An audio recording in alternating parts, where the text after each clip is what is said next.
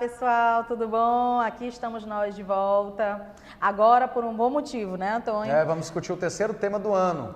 Um tema polêmico. Extremamente polêmico. Um tema que muita gente nem gosta de propor, mas eu sou daquelas que eu gosto do tema difícil. Exatamente. E o bom de nós já termos trabalhado esse tema recentemente aqui na turma presencial é que nós percebemos uma série de coisas nas redações que nós estamos corrigindo durante esta semana e nós vamos vacinar você para que você não cometa os mesmos erros que os alunos das turmas presenciais têm cometido, não é isso, Lorena? Isso, já imprimiu o tema? Já está disponível na área do aluno, imprime aí que a gente vai usar. Se não pegou, não está imprimindo? Então, olha só, a gente vai discutir hoje um tema que mexeu com a gente bastante depois do carnaval. Exatamente. Né? Vocês estão acompanhando o que está acontecendo no Brasil a respeito do Zika vírus, a respeito da microcefalia, a respeito desse monte de mulher grávida parindo bebês com problema de microcefalia. Os países do mundo inteiro, na verdade, já em alerta, alguns inclusive prejudicados por esse vírus. Quer dizer, a gente ainda não tem certeza absoluta de que é o vírus, né? E aí, a gente trouxe hoje para discutir o que mesmo, Antônio? Aborto, uma questão de política pública no Brasil. Gente... Agora, é preciso você entender uma coisa que muita gente aqui não entendeu. Toda essa celeuma em relação à microcefalia acontece por quê? Porque há uma falta de política pública do governo no sentido de informar as pessoas, porque quando a gente estava pesquisando para confeccionar essa proposta de redação, nós encontramos um infográfico que mostrava o quão desinformadas são as pessoas, especialmente as mulheres que sofrem mais diretamente com a prática abortiva, acerca do que o aborto é, do que ele pode provocar, tanto psicológica quanto fisicamente na mulher, do quão perigoso ele é por conta de todos os desdobramentos que ele pode ter para a mulher. Então, assim, é preciso você ter cuidado com uma coisa. A microcefalia, ou o aborto nos casos de microcefalia, não é o alvo do tema. Essa celeuma toda, Zika vírus, microcefalia, foi apenas a motivação a partir da qual nós pensamos esse tema. E ela, obviamente, pode aparecer num parágrafo de argumentação. Exatamente. Mas o texto inteiro não vai orbitar ao redor disso. Agora, só para explicar um pouquinho, para você entender o que a gente queria.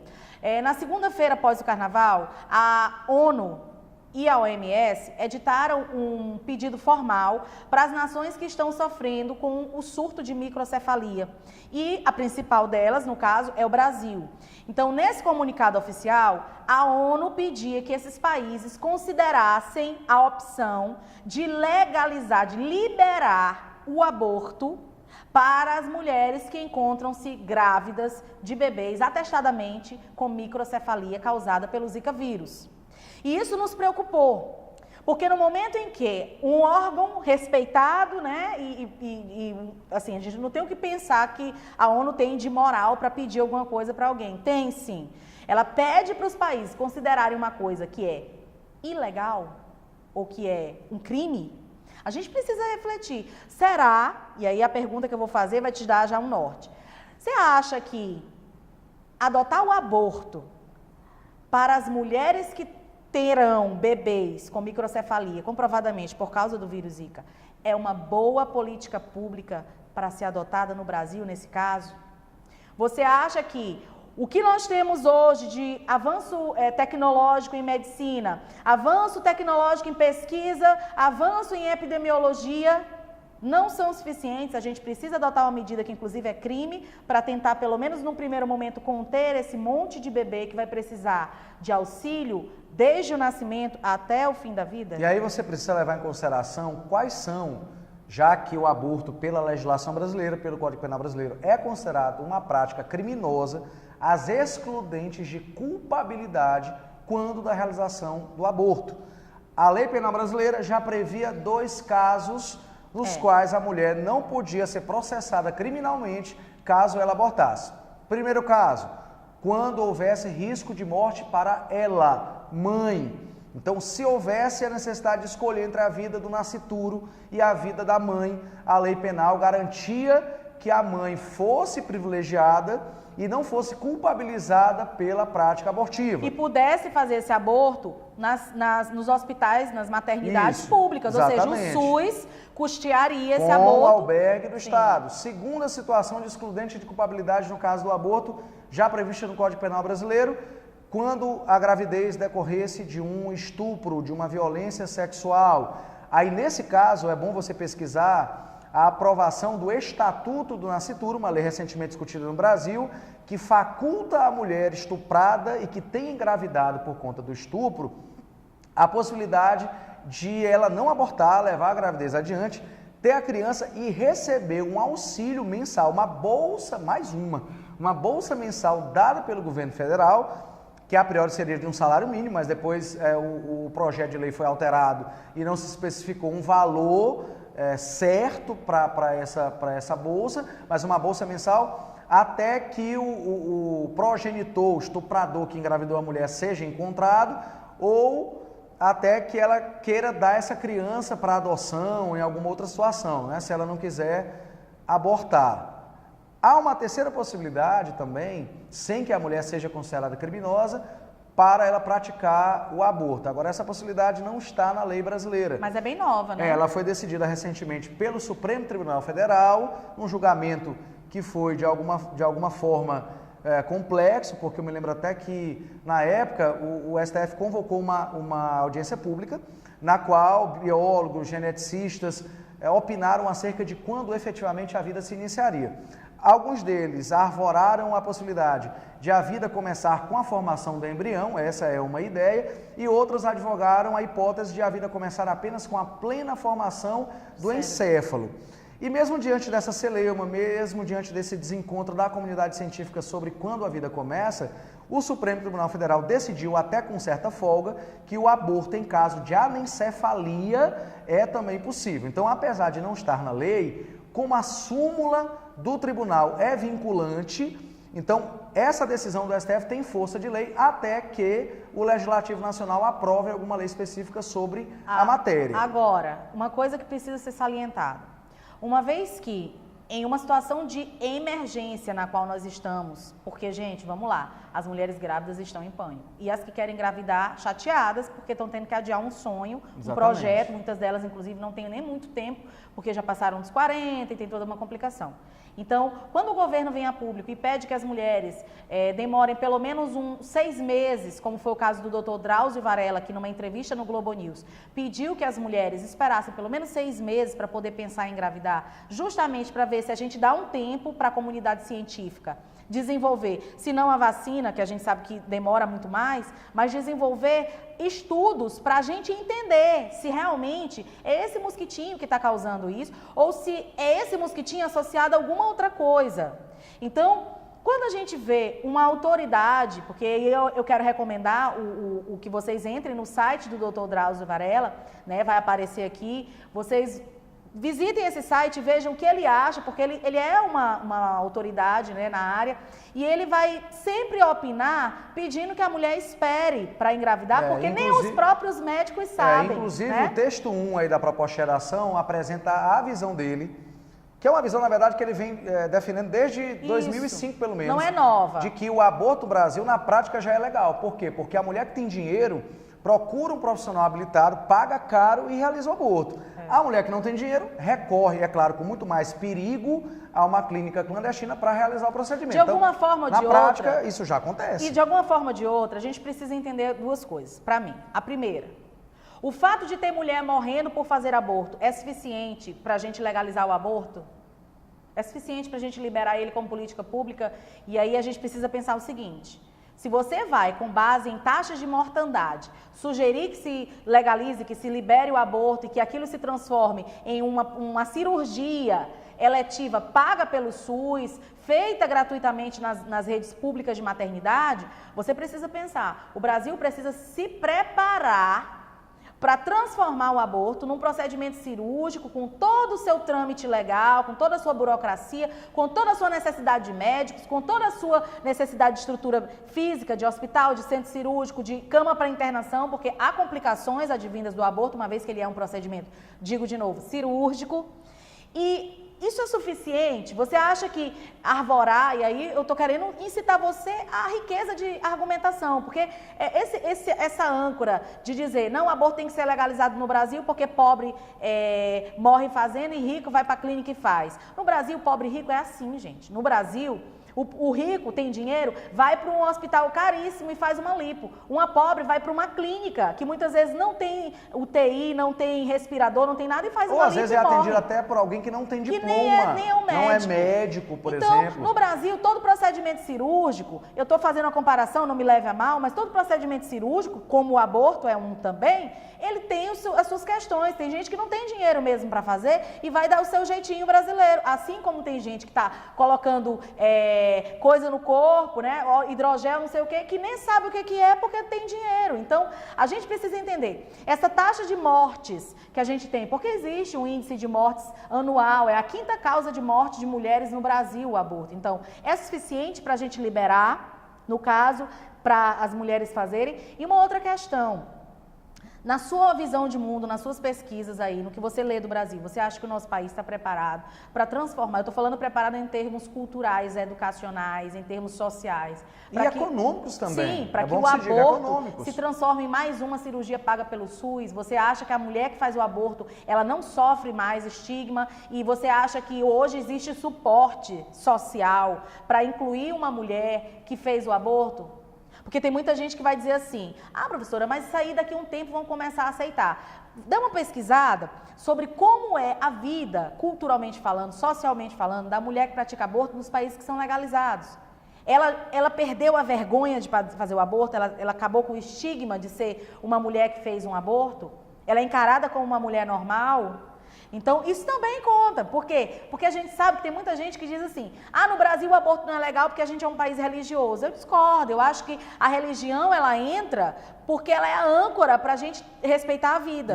E há uma questão importante aí. Se você visitar a Declaração Universal dos Direitos Humanos, de 48, e também a Constituição da República Federativa do Brasil, de 1988, você vai perceber o quê? Que tanto um documento quanto o outro garantem que a vida é um direito inalienável. Essa palavra, o que esse adjetivo significa? Inalienável. Você não pode alienar, comercializar, se adonar, se apropriar da vida de ninguém. Ninguém é dono da vida de ninguém. Então, a pauta que o movimento feminista arvora hoje no mundo inteiro, inclusive no Brasil, de que a mulher deve gozar da autodeterminação do seu corpo, de que a mulher deve ter a livre disposição do seu corpo para engravidar tantas vezes quantas ela queira e abortar tantas vezes quantas ela queira, é contra a lei. Por quê? O corpo pode ser da mulher, tudo bem, mas a vida que se gera dentro dela não é de propriedade dela. A tutela dessa vida não é da mulher. E aí isso serve, isso que o Antônio falou, para mim é sine qua non. Porque isso vai servir para você entender por que o aborto no Brasil é crime. Exatamente. Porque eu não tenho o direito, mesmo que um bebê esteja dentro do meu útero, de matá-lo. Então, quando a gente entende como o Estado vê a situação, e óbvio que a gente sabe que a Declaração Universal dos Direitos serviu de base para a gente construir o que a gente tem de lei, sim, que a gente tem de Constituição, sim. Então, a gente entende que o direito à vida é um direito inerente a quem está no útero ou a quem está fora do útero. A consideração de onde eu estou não serve muito para essa discussão. Agora, uma coisa precisa ficar clara. Uma vez que a vida é inalienável para o Estado precisa considerar que há possibilidade de acontecerem acidentes e precisa solucionar esses acidentes. Aí o que o Estado vem e faz? Ele proíbe o aborto, porque ele considera que você não tem o direito de matar aquela vida, mesmo estando dentro do seu corpo, mas ao mesmo tempo ele dá o direito de a mulher gerar aquela criança, os 9 meses, entregar essa criança para que o Estado tome conta de encaminhá-la por adoção, embora a gente saiba, gente, deixa eu fazer um parágrafo, né, um parêntese, que a adoção no Brasil é um processo complicado, mas a gente sabe... Vagaroso demais, burocrático demais. E a gente sabe que se a mulher quiser ter essa criança e doar, ela pode e o Estado não vai se negar de receber. Agora, em que condições essa criança vai viver já é uma outra discussão. E um outro aspecto, o Estado dispõe de muitos métodos contraceptivos em muitas campanhas que são realizadas ao redor do ano, principalmente agora no Carnaval, por exemplo, é o principal delas, porque a gente sabe que a prática sexual no Carnaval ela é aflorada por questões óbvias. Então, o Estado, em alguns momentos, ele faz distribuição de preservativo. A gente sabe que o preservativo, a camisinha, não é o método mais seguro para não engravidar, mas pelo menos o Estado fornece. Então, ele não pode ser culpabilizado por essa mulher que está grávida de ter engravidado sem querer na visão dele, porque na visão dele havia um método oferecido por ele de graça para você não engravidar. E se você engravidou, você precisa arcar com isso, pelo menos até essa vida poder se sustentar sozinha, poder viver sozinha, fora do seu útero. Então, essa é a visão do Estado, gente. Por isso que o aborto no Brasil é criminalizado. E aí é complicado você entender que a pauta feminista não passa no Congresso, não é só por questões religiosas. Sim, a gente sabe que no Brasil o Congresso está travando na religião, embora seja laico e tudo, mas a gente sabe também que a gente teria que rever essa Constituição. Teria, porque há uma discussão sobre a vida e o direito a ela. E uma outra questão interessante, uma vez que o Estado legaliza o abortamento de um feto porque ele tem um defeito, será que isso não vai abrir um precedente para a gente daqui a um tempo estar legalizando o aborto de fetos com síndrome de Down, com problemas cerebrais, deficiências congênitas. Será que daqui a um tempo, uma mãe com um filho com lábio leporino não vai querer abortar porque ele tem um lábio leporino? Será que a gente não está caminhando para uma eugenia? Uma sociedade... Eu temo muito isso. Eu tenho medo também. E uma coisa que a gente tem visto aqui também é o seguinte, as pessoas comparam, por exemplo, o Brasil com a Holanda, o Brasil com o Uruguai, que mais recentemente legalizou a prática abortiva também. E lá no Uruguai, coincidentemente, houve uma redução de mais ou menos 30% na quantidade de abortos efetuados desde que o país tornou a prática legal. Por quê? Porque, de fato, o Uruguai adotou o aborto como política pública. E não há de se pensar em política pública sem informação a priori. Então, houve a legalização da prática abortiva, mais uma campanha de conscientização, inclusive para mostrar para a mulher que o aborto deve ser um procedimento a ser adotado em derradeiro caso, e não o tempo inteiro. Porque se o movimento feminista advoga que a mulher possa abortar tantas vezes quantas ela queira, de repente esse movimento não saiba o que possa acontecer, não é isso, Lorena, com o corpo da mulher, a depender da quantidade de abortos que ela faça. Tem um detalhe, gente, se a gente parar para analisar, o aborto nada mais é do que a retirada à força de um bebê que está protegido pelo colo do útero, que está protegido por um líquido amniótico, que está protegido por uma placenta. Você vai violentar um corpo para tirar o outro corpo. Aí deixa eu te perguntar uma coisa, a gente legaliza o aborto para feto anencéfalo, beleza? Porque mulher pobre não pode cuidar de feto anencéfalo, porque tem que ter fisioterapeuta, é muito difícil. Legal. Aí ela aborta o primeiro com anencefalia, certo? Porque está coberta. Digamos que ela venha a ter um segundo, ela aborta um segundo com microcefalia. Digamos que aconteça dela ter o terceiro com microcefalia. Você acha que uma mulher que aborta 3 vezes, ela fica normal? São 3 violências praticadas ao útero dessa mulher. Na pior das hipóteses, se o procedimento for muito bem feito, com toda a segurança, com toda a higiene dos nossos hospitais públicos, né? As nossas maternidades maravilhosas, com gás, com luva, com centro cirúrgico esterilizado, com os médicos felizes, com as enfermeiras maravilhosas, elas bem remuneradas, elas nem vão tratar mal essa mulher que está fazendo esse aborto. Esse médico vai estar ali bem tranquilo para fazer aquele aborto de manhã cedo, 8 horas da manhã, feliz porque ele está tirando um bebezinho de dentro do útero. Ela vai morrer de infecção, ela vai morrer de complicação, ela vai morrer no hospital público. Por quê? Porque primeiro, ela não teve informação para não engravidar de novo. Ou se teve, não teve o cuidado porque não tem educação. A segunda coisa, nossos hospitais vão começar a fazer. Gente, vocês sabem em média quanto demora para a gente conseguir uma cirurgia no SUS? Pelo SUS? Tem gente esperando 8 meses na fila. Uma gravidez pode esperar 8 meses para ser aborto.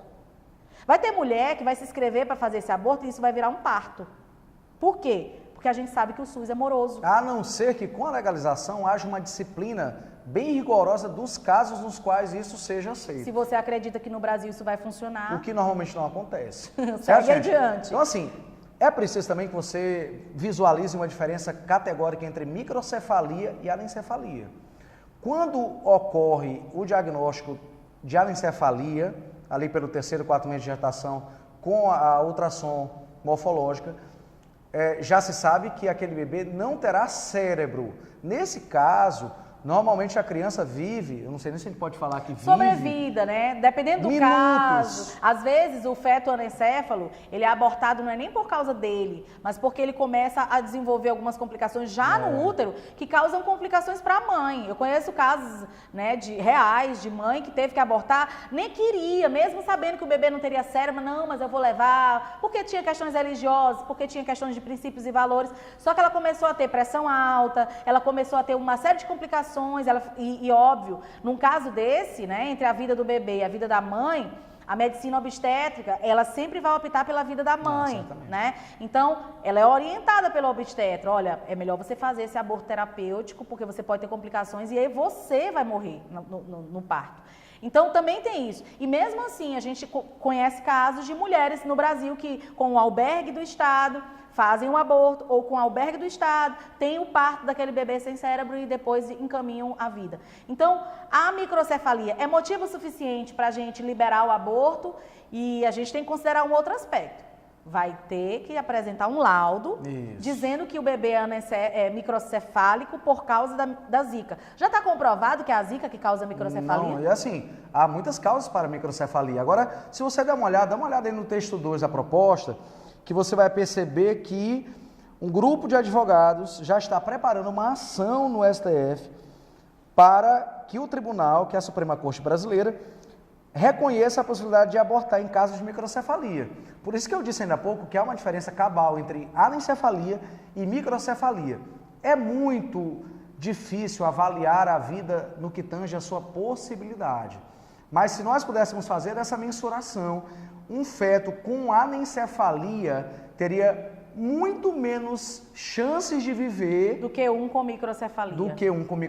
Então, a vida de uma criança com microcefalia é uma vida possível. É óbvio, requererá cuidados multidisciplinares, mas até as redes sociais, as mídias, né, as revistas, jornais, têm apresentado casos de pessoas com microcefalia que terminaram o curso superior, que fizeram mestrado, uma vida, que óbvio, trabalham com deficiência, Isso. porque se a gente for parar para pensar, a microcefalia ela tem vários graus de severidade. Tem bebê com microcefalia que também nasce com problema cardiológico, problema pulmonar, tem bebê que nasce com microcefalia e ela só tem problemas de fala, né? Então, dependendo do grau, essa microcefalia vai ser uma deficiência, assim como o autismo é uma deficiência que limita, o Down é uma deficiência que limita. Então, o que me preocupa, e aí eu não quero te incentivar a nada, mas eu quero que você reflita, é que a gente esteja preparado para fazer a coisa de maneira organizada e consciente dos possíveis fatores. Porque saber que tem aborto e que tem mulher morrendo de aborto, a gente já sabe. Agora, ter certeza de que liberar esse aborto para essa mulher que está com problema do microcefalia, né, do Zika, que causou microcefalia no bebê, vai resolver o problema, porque tem gente que está morrendo do Zika e não está grávido. Será que não era o caso de o Brasil pensar realmente em investir em massa, em acabar com essa dúvida que a gente está vivendo, de ter certeza do que fazer para se proteger do Zika e mais, de ter certeza de que não vai morrer do Zika? Então, a gente precisa pensar, será que a política pública para um país que se julga tão politizado, tão religioso, tão respeitador dos direitos humanos, é matar os bebês que estão nascendo com microcefalia? Me preocupa. Então, é uma questão, mesmo que você seja a favor do aborto, é uma questão para você parar para analisar a questão econômica, a social, a cultural, né? Porque isso vai trazer implicações muito severas futuramente, inclusive, gente, no orçamento. Com certeza. Tá? Eu sei que para muitos que arvoram os discursos desse aborto por microcefalia, diz assim, mas vai ter que gastar do mesmo jeito com um profissional, com fisioterapia, vai ter que dar atendimento, ele vai ter que buscar atendimento na PAI, ele vai ter que ter atendimento nas maternidades, vai ter que contratar do mesmo jeito. Mas pensa pelo lado, né, positivo da questão. Você não vai tirar uma vida, você vai dar a chance de alguém viver. E é bom lembrar uma coisa, a redação do Enem tem de respeitar os direitos humanos.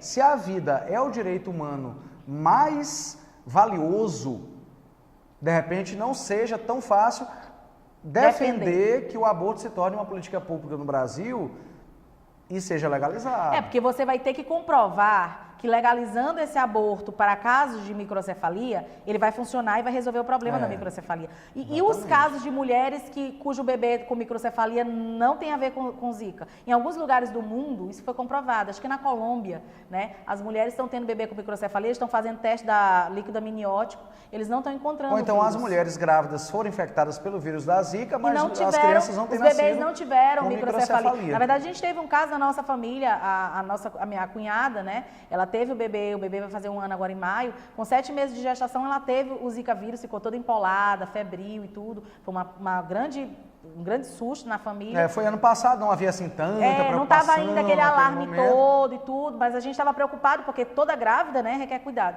E ela teve o bebê está normal, se desenvolvendo normal, já está com dentinho, vai fazer 1 ano, lindo, maravilhoso, Antônio Eduardo, lindo.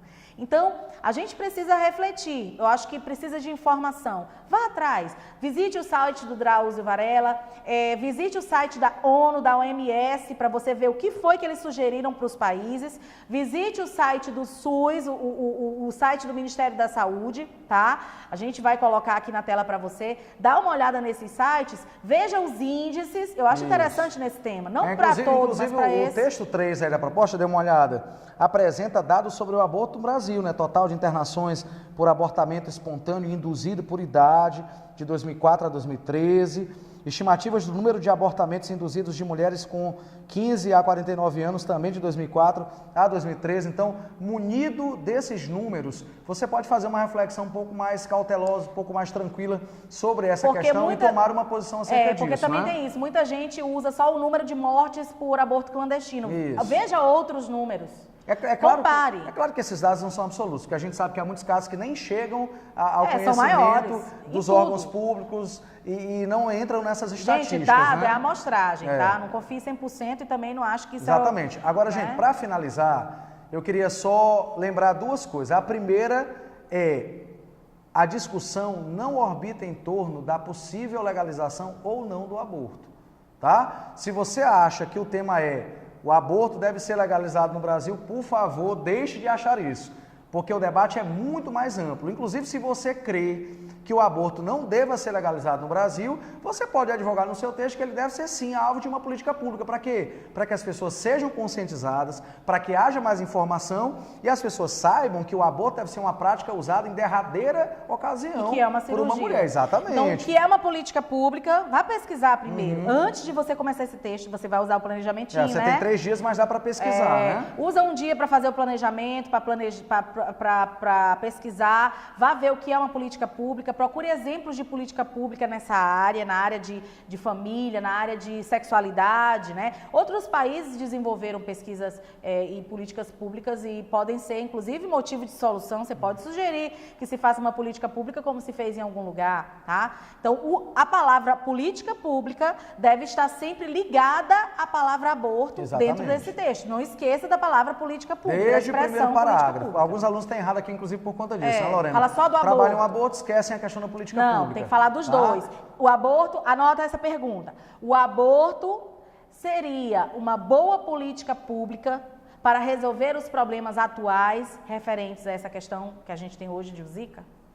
Então, essa pergunta já vai dar alguma coisa para você começar a pensar. Agora, não esquece da expressão política pública, senão você vai... E também não se restringe à questão da microcefalia, da eventual ligação dela com Zika, porque o tema não é só falar do aborto nesses casos, tá? Certo. Então, gente, para fechar, eu queria lembrar uma opinião do Roberto Pompeu de Toledo, que todo mundo conhece, escreve na revista Veja, que há alguns anos, num momento em que o Brasil discutia muito a questão da eutanásia, da legalização da eutanásia, deu um parecer que me parece bem lúcido e que eu quero aplicar agora nessa discussão sobre aborto.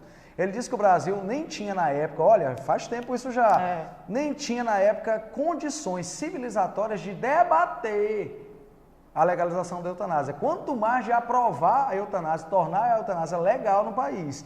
E eu faço minhas as palavras dele agora em relação ao aborto. Para mim, isso é uma questão pessoal, você pode discordar de mim, fique à vontade, o aborto no Brasil nem deveria ser discutido, porque nós não temos condições civilizatórias ainda de debater essa legalização, quanto mais de legalizar o aborto e de arcar com todos os desdobramentos e ônus que isso traria para o nosso país. A gente tem muita né? desigualdade ainda e é preciso a gente sanar algumas coisinhas antes, tá, gente? Isso é a nossa opinião, mas fica à vontade. É claro que esse diminutivo aí é Vamos irônico, viu, gente? Esse diminutivo é irônico, coisinhas, certo? né? Coisinhas, coisa pouca. Mas assim, fica à vontade, a gente vai corrigir o texto, desde que você tenha argumentos para comprovar o que pensa, diga o que pensa, tá bom? Deu para entender, gente? Então, por hoje é só. Nossa segunda-feira está mais florida com o nosso tema. Você tem 3 dias para enviar essa redação, respeite o prazo, tá bom? Tchau, tchau, até a próxima. Tchau, gente.